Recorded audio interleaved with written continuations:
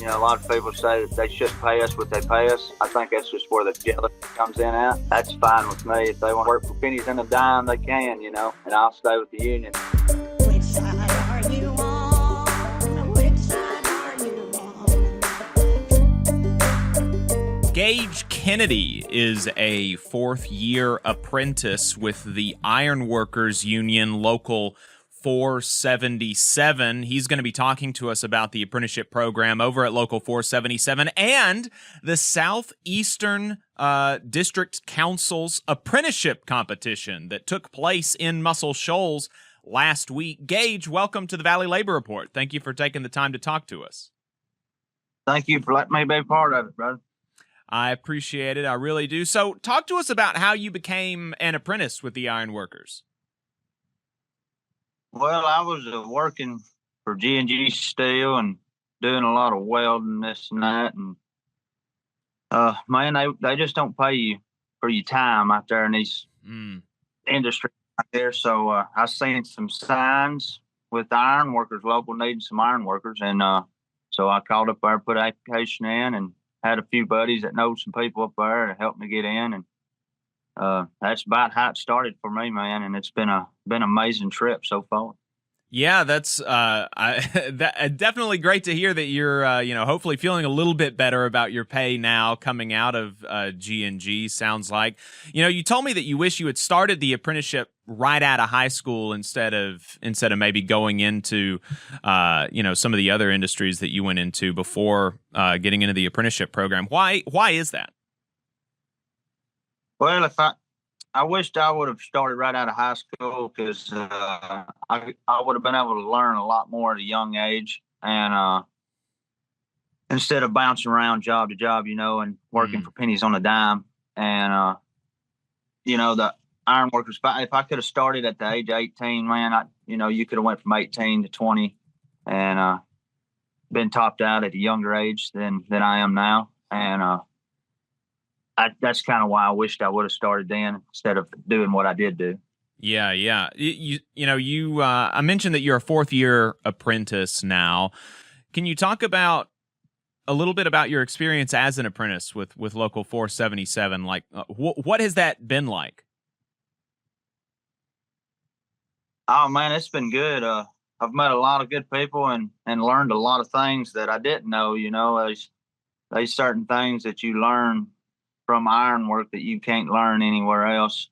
There's good and bad and everything, but the ironwork, I've learned a lot of stuff, man. It's going to help me further on in the future. And other than that, that's about it, brother. I'm not real sure. Yeah, no, had for a sure. good time. That I bet. I mean, no doubt that you're learning a lot about ironworking, a lot more than I'll ever know, probably. What about being a member of a union? You actually live in Mississippi, even though the local is headquartered in Muscle Shoals. It's pretty close to the Mississippi state line. Did you grow up around union folks very often, and do folks kind of look at you a little weird being a union member, or what is that like, being a union member in Mississippi, and did you have any problems going into the union? No, I didn't have. I've had a few family members. They ain't part of the Ironworkers, but they're part of the IBW. And my father-in-law, and some people look at you different because there's a lot of people that don't like the union, and it's bread and butter for me. I love the union. It's where the money's at, and so yeah, you're gonna have people that looks at you different because they want the union gone. You're gonna always have that, but like I always said, shoe fits, wear it, and I'm a union man. I think it's the best way to make a living, honestly, for where we're at in the South. But yeah, there's a lot of controversy, I guess you could say, where I live about the union. Well, what do you, I guess you just kind of stick to like, well, look, I make more money and so leave me, like, what else do you want me to do? Right. Is that kind of how it goes, or like, what do those conversations look like? Well, yeah, there's a bunch of jealousy there. Must be nice. That's a well word that people use around here. You can either be a go getter or you can stay here and work for these people that don't want to pay you. Stay in these want to give you low wages for nothing. So that's kind of what I tell them. They start on me about it, and I say, look, if you want to make real money and an honest day's worth of work for your pay, you're going to join the union, and it's a brotherhood. Everybody's your brother and your sister in the union, and that's it's just a big argument there. A lot of people say that they shouldn't pay us what they pay us, and I think that's just where the jealousy comes in at, and that's fine with me. If they want to stay here and work for pennies and a dime, they can, and I'll stay with the union. Hey, 5 seconds. Just wanted to say that this is only possible because of our donors. If you want to see more of this, then consider donating yourself at tvlr.fm/donate. It has always been funny to me because I have, run into that attitude sometimes myself. People talking about UPS drivers shouldn't make as much money as they do. Maybe union journeymen in the building trades shouldn't make as much as they do. And it's always been, perplexing to me that sort of jealousy is so often pointed at working people who make, maybe 10 to 20 to on the upper ends 50% more than, what a comparable non-union worker is going to be making. And it's not pointed, at the bosses and and the people who own the companies who are making not 50% more than, the people that they employ, but 10, 20, 30, 300 times more than the people that they employ. So it's always, but I guess that's, that's good for the bosses that you can get folks angry at folks who make 50% more and not think about the people who make 300 times more, I guess. Yeah. So you recently participated in the Ironworkers Southeastern District's apprenticeship competition. Explain to folks what that is. Folks who aren't in the building trades or aren't ironworkers. That may be something that they don't know anything about. So what is the apprenticeship competition that the union puts on every year? Well, all the unions in the Southeast District, they all have their own competition at their union hall. And so whoever places first, like the best of the best, all go against each other. And, you have your welding, your cutting, your rod tying, and your transit, knots, and column climb there at the end. It's basically it comes down to see who's the best of the best in the South, at doing the ironwork. What goes on in the ironwork, and then that's kind of the way it's laid out, and the way I looked at it anyway. But that's kind of what I got out of it. It was a good time. It's an amazing experience. If anybody's got a chance of doing it, I think yeah, I've been to one of them just to observe. It was in Chattanooga a couple of years ago, and it really was. It was really cool, and it's such a friendly sort of competition. Even as everybody wants to do as good as they can, but it wasn't one of those things where people are upset or so competitive that there's like hurt feelings or anything. Everybody was just really happy for everybody to compete and do as good as they can, and then the winner from the Southeast competition goes on to the national competition. Isn't that right? Yes, that's correct. I believe it's the first and second place. The first and second place from the districts. And do you know when the national competition is going to be?